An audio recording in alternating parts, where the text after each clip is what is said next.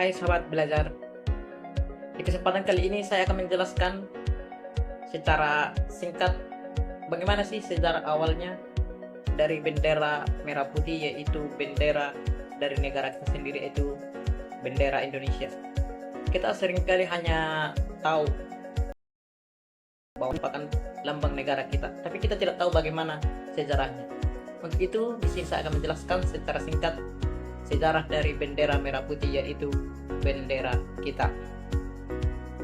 Bendera merah putih adalah salah satu simbol utama yang merepresentasikan kedaulatan dan identitas sebuah negara, termasuk Indonesia.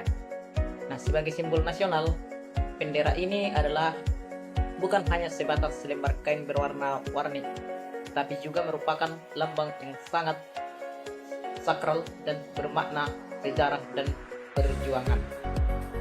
Nah, bendera merah putih ini pada awalnya pertama kali diperkenalkan oleh Ki Hajar Dewantara, di mana Ki Hajar Dewantara ini juga kita kenal sebagai Bapak Pendidikan, yaitu dikenalkan pada tahun 1928 sebagai simbol perlawanan terhadap penjajahan Belanda. Bendera ini terdiri dari dua warna, yaitu berwarna putih yaitu di bagian atas, dan berwarna merah di bagian atas dan berwarna putih di bagian bawah. Nah, apa sih makna dari kedua warna ini? Kenapa harus berwarna merah dan berwarna putih? Nah, di sini saya akan jelaskan makna dari kedua warna tersebut.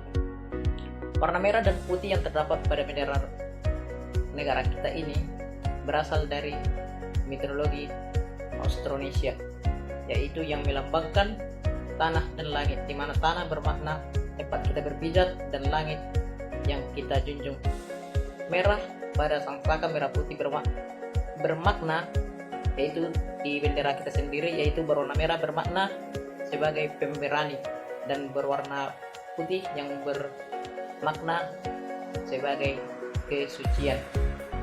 Nah, tentu sebuah bendera ini tidak terjadi secara langsung, pasti ada yang menjahit atau yang membuatnya.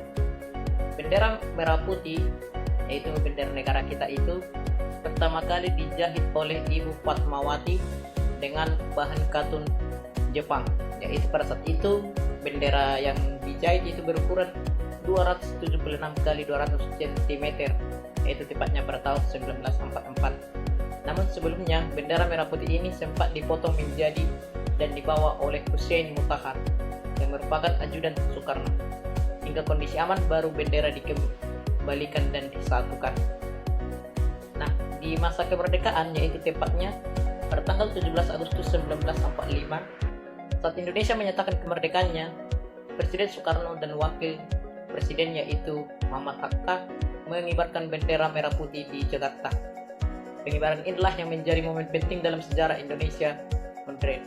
Nah, pada saat ini juga merupakan salah satu peristiwa pertama di mana bendera kita ini dikibarkan di depan publik. Kemudian kita lihat ke penyempurnaan desainnya. Desain bendera merah putih yang digunakan sekarang ini diresmikan pada tahun 1950, yaitu melalui keputusan Presiden. Bendera ini memiliki proporsi